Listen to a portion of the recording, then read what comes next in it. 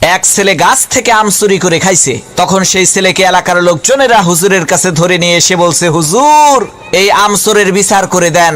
হুজুর তার কিতাব বের করে সমস্ত লোকের সামনে কিতাব খুলে পড়তে আরম্ভ করলো যে চুরি করে খাইছে আম, তাকে দিতে হবে তার দাম, দাম না দিলে তার পিঠের উপরে কিল পড়বে ধাম ধাম।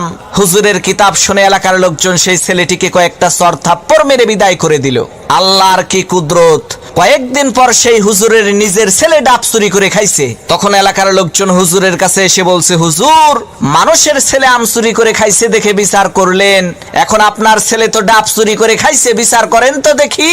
লোকদের কথা শুনে হুজুর তার কিতাব বের করে বলল, ভাইরা আমার, কিতাবে লেখা আছে যে চুরি করে খাইছে ডাব তার হয় নাই কোনো পাপ।